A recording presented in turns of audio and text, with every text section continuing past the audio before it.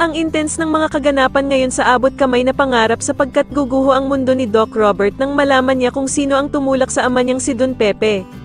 Dito nga ay makakakuha ng ebidensya si Police Officer Gonzaga sa CCTV tungkol sa nangyari kay Don Pepe at agad niya nga itong ipapakita kay Doc Robert.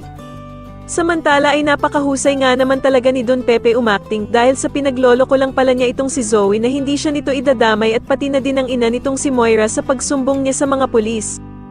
Dahil pagkalabas nga ni Zoe ng kotse dahil sa tinawagan siya ni Moira, ay agad namang tatawagan ni Don Pepe si Giselle para sabihin na kinidnap daw siya nila Moira at Zoe kasama si Balahadja. Ngunit wala namang kaalam-alam si Don Pepe na nasa tabi na pala niya si Zoe at tahimik na nakikinig sa mga sinasabi niya sa cellphone niya. At dito nga ay galit na galit si Zoe nang malaman niyang niloloko lang pala siya ng lolo Pepe niya kaya naman ay agad siyang gagawa ng paraan para patahimikin ito.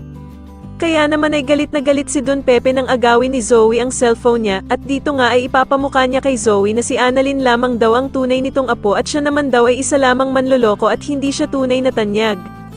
Dahil naman sa mga masasakit na salitang sinabi ni Don Pepe kay Zoe, ay mapupuno ito ng galit at magagawa nga nitong itulak ang matanda sa bangin.